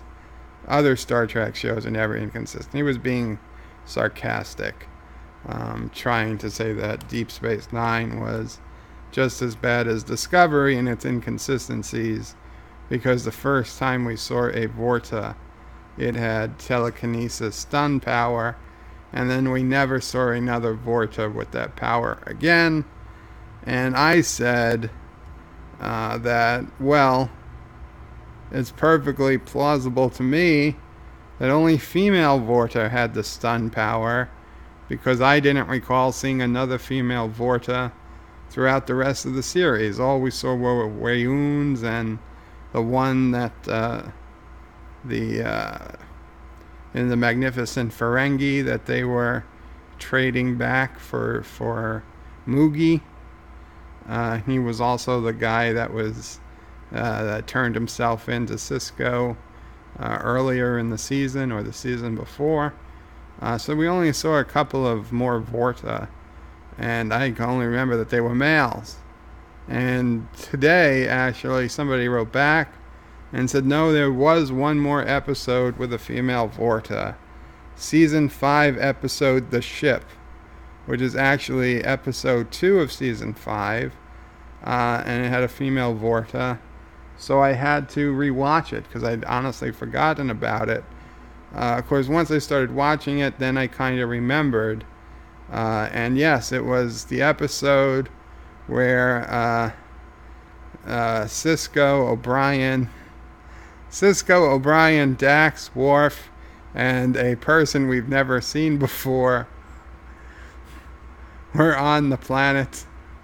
And which one do you think died? Which one do you think didn't come home? Yeah, but they found a Jem'Hadar warship had crashed near them. They had the people in the runabout beam them. Now, they took a runabout, despite the Defiant being at the station. They took a runabout for reasons unknown. But they had the runabout beam them to the crash site, and then all the unknown people in the runabout got destroyed by a second Jem'Hadar warship that came in. But anyway, they all took cover in the Jem'Hadar warship, and the Vorta who came beamed down wanted to talk with Cisco. Was clearly female Vorta, and honestly, she could have had telekinesis powers. She never had opportunity or reason to use it, so I still believe that it's still perfectly plausible that only female Vorta have the telekinesis stun power. But the person actually wrote back to me with a pretty lengthy reply that said actually that they retconned it, that they had intended to get the original actress that played the Vorta that Cisco met in the first time they met the Vorta, called in the episode actually titled The Jem'Hadar. That was where the Vorta pretends to be captured with Cisco, Quark, and this Vorta woman who they never knew. They thought she was a prisoner to begin with, and it turned out she wasn't, and they were just testing to see, what would the Federation do and their defenses and all that stuff. Anyway, they tried to get that actress back again, but she wasn't available, so they had to write in a different actress, and they decided not to give the Vorta the telekinetic stun power. And the reasons that they came up with in their head canon, that it's not official Star Trek canon, but it would be if it ever came to if it ever needed to be explained on screen, was that the founders only genetically engineered very select Vorta to have that power, and that most Vorta didn't have the power. Although, who's to say if the select Vorta who had the power weren't all female Vorta? Because, they're cloned to begin with. They don't need male and female Vorta. They don't have sex. In fact, I believe it's in one of the episodes. It says the Jem'Hadar don't eat, they don't drink, and they don't have sex. And the whatevers don't eat, don't drink. And the Vorta, and actually she said, oh, maybe the Vorta are eating, drinking, sex fiends. So maybe, okay, whatever. But the point is, they don't need to have sex. They're all cloned. So we don't even know if the Vorta even reproduce that way. So that's my thought. And yes, even that episode, far, far, far better than anything Star Trek Discovery has produced. Multi-Gunman says, I'm not even sure what's playing in theaters now. Oh, Multi-Gunman, I'm not talking about what's in theaters. I'm talking about what can I get on DVD, Blu-ray, or on Amazon streaming or something. Because I'm not going to a movie theater.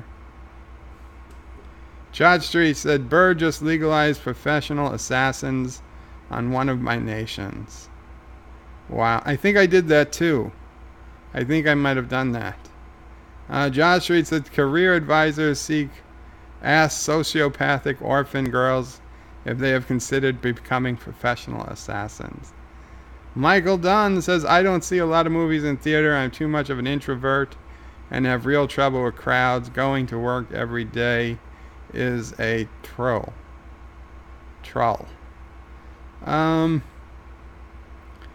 I definitely was an introvert for the first half of my life. I would say to a point I still am. And I hate crowds. To this day, I hate crowds. But somewhere along the way, I picked up really not minding going to see movies alone. Some people thought that was weird. I didn't care. I still went to see movies.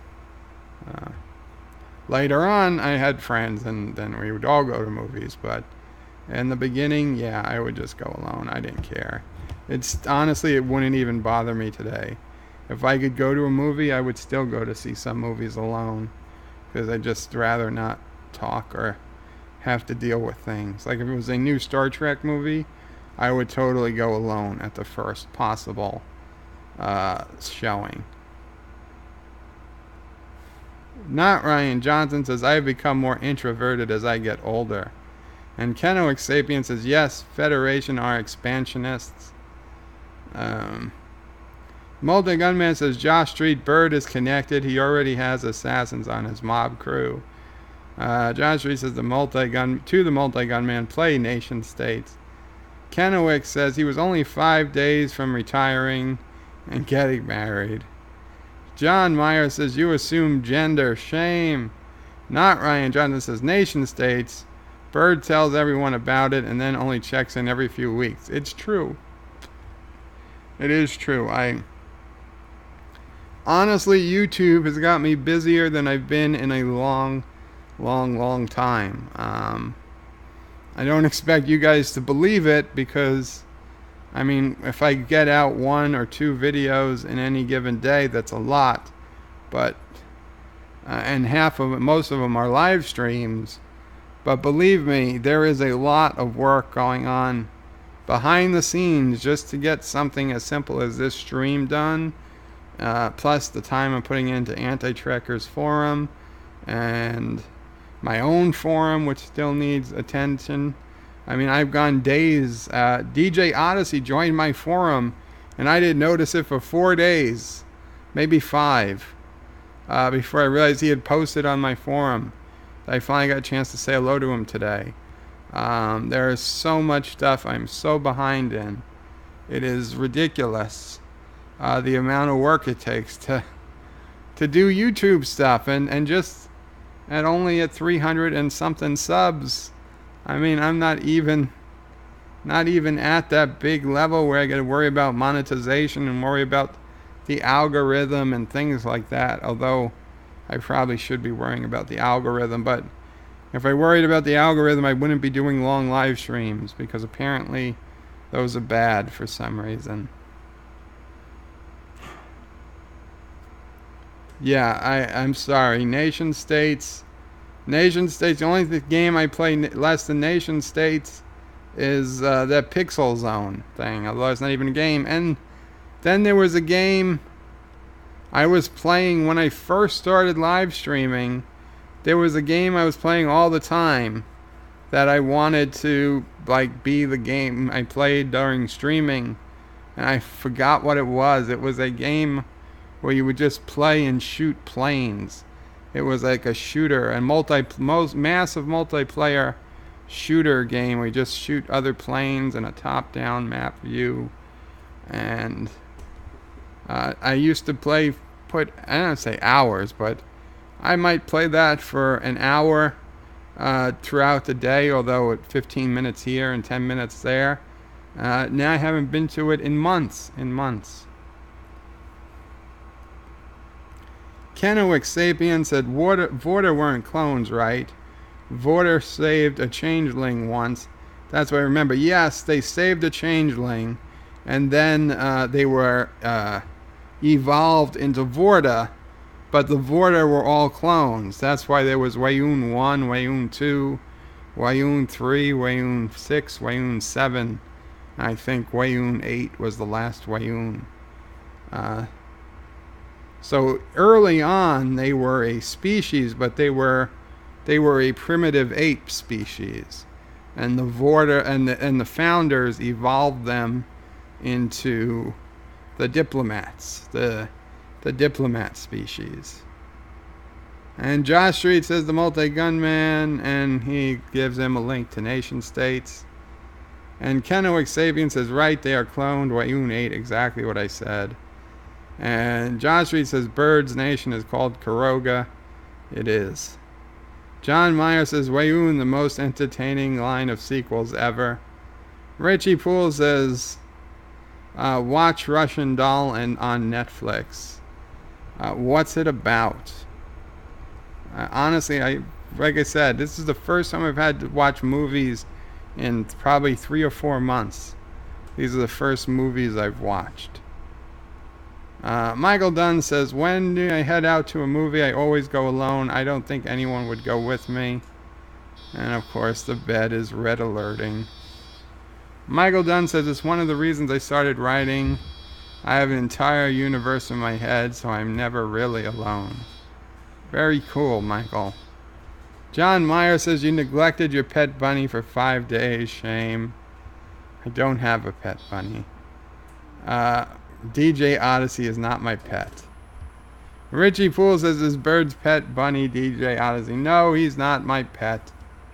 Kenowick Sabian says, I could see why Doomcock would think long live streams are bad. No ad intervals, eyeballs on the stream and chat. Not lame, Grammarly, adverts. Not friendly for adverts, I'd say. The Multi-Gunman says, when did you join YouTube, Bird? Oh, about 10 years ago. But I believe I started doing, like, seriously, I'd say my first bed life stream where I talked about how I got here to the hospital bed was like my first serious live stream. And I think that might have been about 6 months ago. So, yeah, give me another minute, guys. I'll be right back.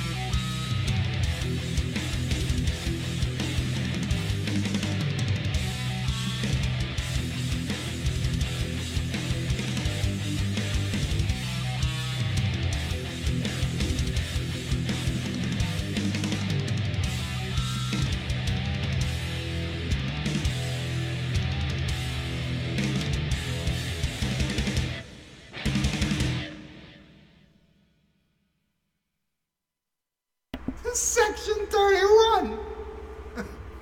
To Section 31!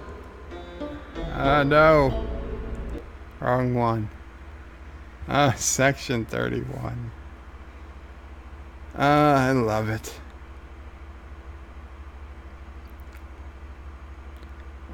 John Meyer says, Richie, do you know any other bunnies? And Richie Poole says, DJ is one bunny too many. Out of curiosity, when did I do my bed life?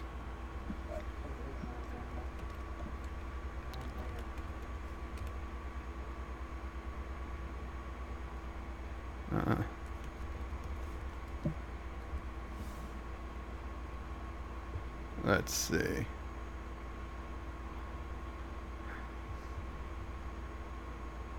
What would happen if you never left your bed? Wow. So a random video. You know what? I'm not even going to watch it because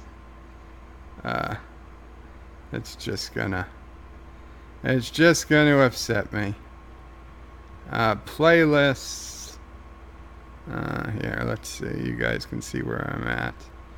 On my channel, playlists. Best of Bird of Prey. Top series. Bed Life. So the first one, this is it. Bed Life 01. Rant against my Hillrom hospital bed and other stuff. November 24th, 2018. So granted, I was doing videos before that, but none of them were live with my face.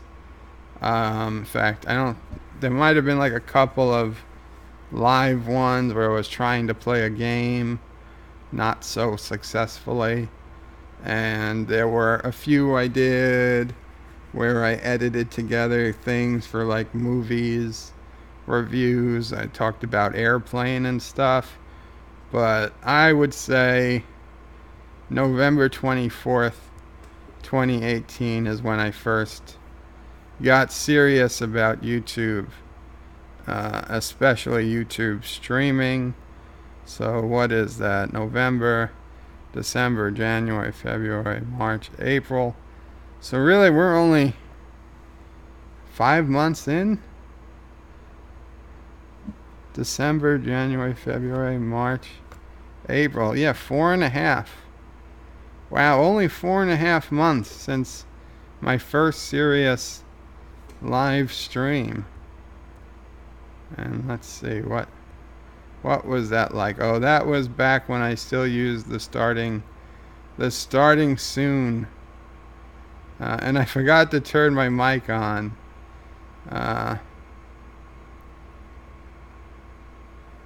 But yeah, let's see. What were the first words I said on YouTube?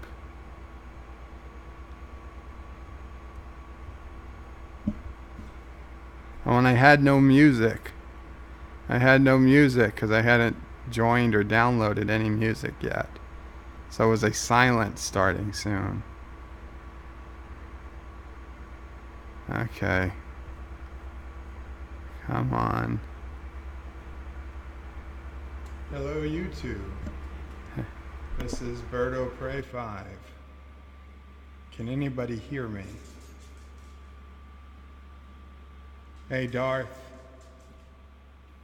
It's my first time going live, actually being live without Acid Design's fancy graphics. Great. Well, today is not really going to be about Star Trek much. I know it's a live stream. I don't expect there's going to be many people here, but it's basically a rant on my hospital bed and, to a point, life in general.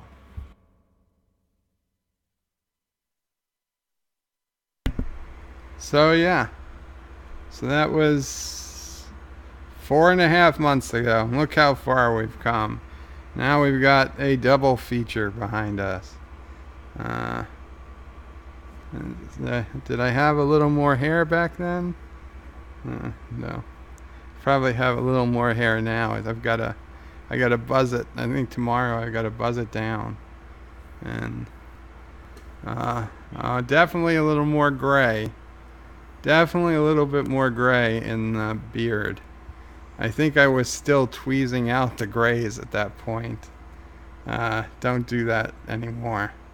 I've lost the battles with the grays. I've come to accept that. But in other ways, we've advanced. We've got a better microphone. We have some semblance of a green screen. Not that the background was that terrible, but you know, who wants to be staring at my door and my closet and my pictures from 11 years ago, 11 to 15 years ago. Anyway, back to the comments. Josh Street says Caroga got mail. Multi-Gunman says watch The Dirt on Netflix. It's about Motley Crue. That does not sound exciting to me, Multi-Gunman. Reggie Poole says it's best you know absolutely nothing about Russian Doll. Let it unfold without advanced knowledge. Well, I'll see, Richie. I'll see. John Meyer says, so is DJ a rogue bunny or a bunny Ronin, perhaps? And John Meyer is off to the P corner. I know without DJ Odyssey and without Thomas Potts here, I was free to say any crazy quotes I wanted with very little fear anyone would actually copy them down. And here's Anti-Trekker. You know what this needs. Just as the meteors fall to have my F off you song play. What? Oh, F you song play? I don't know if I've heard that one. Richie Poole says, okay, it is set in New York City. That's all I can tell you. Ren Rance turned me on to it. She was a very tight-lipped about it, too. Richie Poole says, that was beautiful, the destruction of Anti-Trekker Island. And John DeMarco says, Bird of Prey, the original series. Kennewick Sapien says, Hillram is also the biggest funeral home owner and casket maker near monopoly on death. I had no idea. Multi-Gunman says, have you played Clash of Clans? I have not. I've seen commercials for it, but I would imagine any game I see commercials for that is free to play definitely means that they want my money somehow, and I am not going to fall into their trap. Josh Street says, Bird, you look younger in the old streams. Bed life has aged you. I know, it honestly has. Kennewick Sapien says, edit Hillram split from its funeral side. Okay. Richie Poole says, Bird's first words, hello YouTube. And Josh Street says, James has a new parrot. And put in a link. What is this?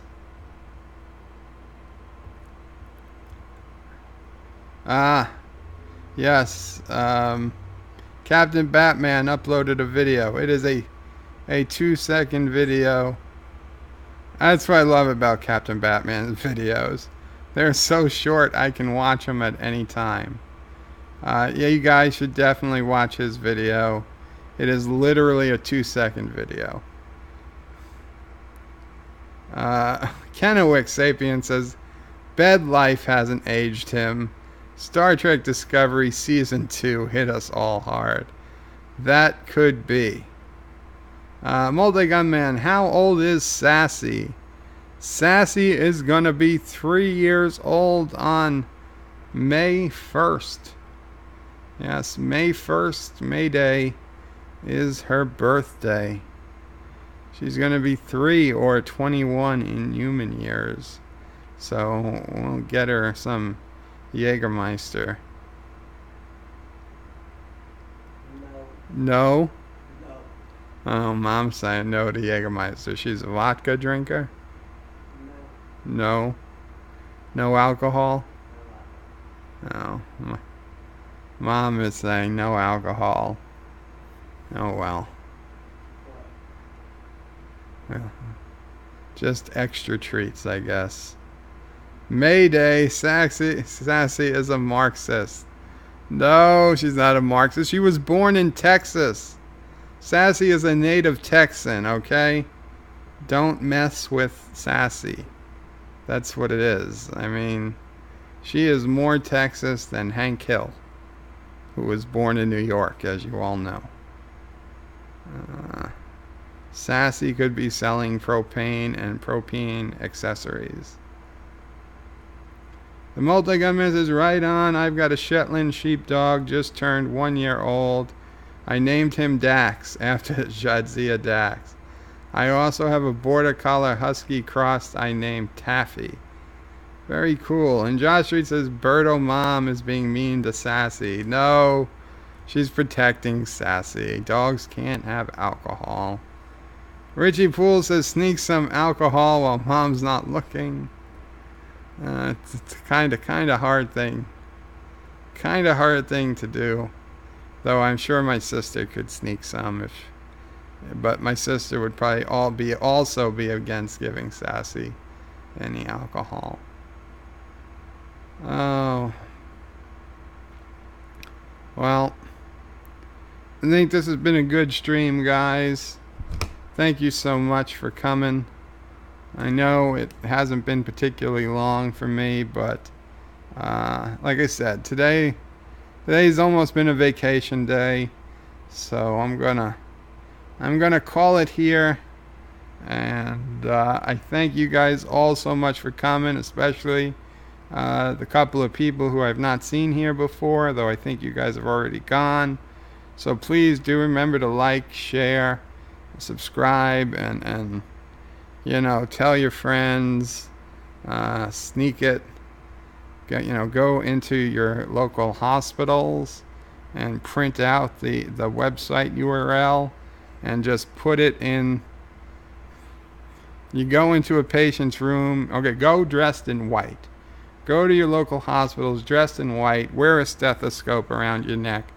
Everybody will think you're a doctor. Just go into the patient room, open up their medical chart, stick in the piece of paper that has like my channel, print out my channel with the link, and just stick it in, and just go through room by room, 1 floor per hospital per day per person, and within a few weeks we will have tons and tons of new viewers who all happen to be doctors. So if any of us feel sick, we can just put our symptoms into the chat, and 15 people will be diagnosing us like that.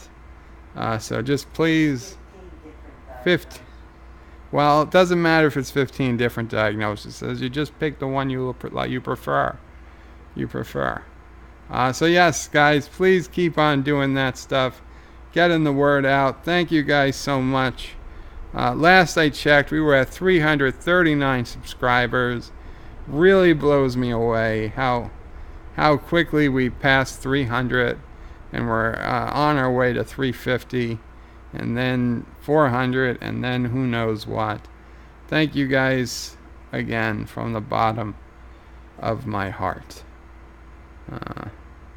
Good night, and Qapla. And Sassy is not a vicious attack dog. Oh, especially when she drinks. She might be when she drinks.